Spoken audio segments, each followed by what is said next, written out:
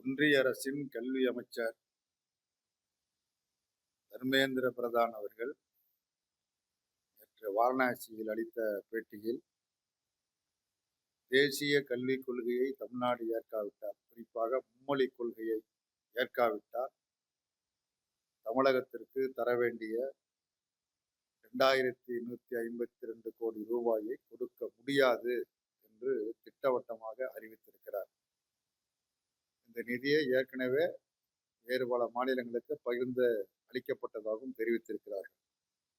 இவ்வாறு ஒன்றிய அமைச்சர் கூறியிருப்பது அகம்பாவத்தின் உச்சம் என இந்திய கம்யூனிஸ்ட் கட்சி கருதுகிறது. தமிழ்நாட்டில் இருமொழி கொள்கை என்பது நீண்ட காலமாக பின்பற்றப்பட்டு வருகிறது. குறிப்பாக 1965ஆம் ஆண்டு பண்டித ஜவஹர்லால் நேரு அவர்கள் பிரதமராக இருந்த பொழுது மும்மொழி கொள்கை திணிக்கப்பட்டது, குறிப்பாக இந்தி திணிக்கப்பட்டது. அதை எதிர்த்து தமிழ்நாடு போர்க்களமாக மாறியது. தமிழ்நாட்டு மாணவர்கள், உயர்நிலைப்பள்ளி மாணவர்கள், கல்லூரி மாணவர்கள், பல்கலைக்கழக மாணவர்கள் போராடினார்கள். பல மாணவர்கள் தங்களுக்கு தாங்களே தீயிட்டு கொண்டு வீர மரணம் எய்திருக்கிறார்கள்.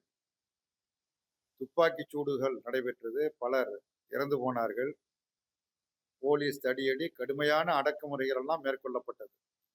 அனைத்து அடக்குமுறைகளையும் எதிர்கொண்டு தமிழகத்து மாணவர்கள் போராடினார்கள். மாணவர்களுக்கு ஆதரவாக பெற்றோர்கள் ஆதரவாக போராடினார்கள்.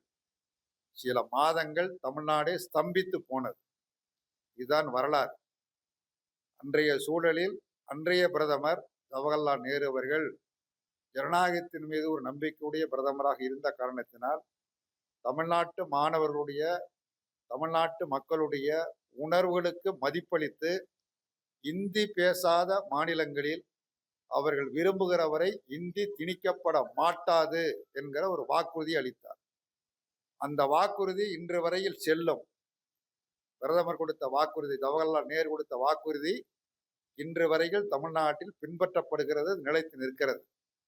இந்த சூழலில் இன்றைக்கு இருக்கிற மோடி தலைமையிலான அரசாங்கம், பாஜக அரசாங்கம், எல்லா மொழிகளை காட்டிலும் இந்தி, சமஸ்கிருதம் என்ற 2 மொழிகளுக்கு மட்டுமே உரிய முக்கியத்துவம் கொடுத்து அதிக நிதிகளை ஒதுக்குவது, தமிழை புறக்கணிப்பது போன்ற வஞ்சக செயலில் ஈடுபட்டிருப்பதோடு இன்றைக்கு தமிழ்நாட்டு மாணவர்களுடைய கல்வியை பாதிக்கக்கூடிய வகையில் கல்விக்குரிய நிதி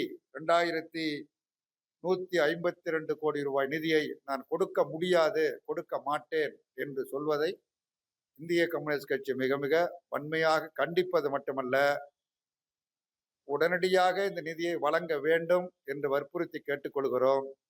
தேசிய கல்விக் கொள்கையை நீங்கள் வற்புறுத்தக்கூடாது, திணிக்கக்கூடாது என்று திரும்ப திரும்ப சொல்லுகிறோம். நீங்கள் திரும்ப திரும்ப திணிப்பதற்குள்ள முயற்சிகளை மேற்கொள்வீர்களே ஆனால் மீண்டும் ஒரு 1965 நடைபெறுவதை எவராலும் தடுத்து நிறுத்த முடியாது. அதனால் ஏற்படக்கூடிய அனைத்து விளைவுகளுக்கும் ஒன்றிய அரசாங்கம் தான் பொறுப்பேற்க வேண்டி வரும்.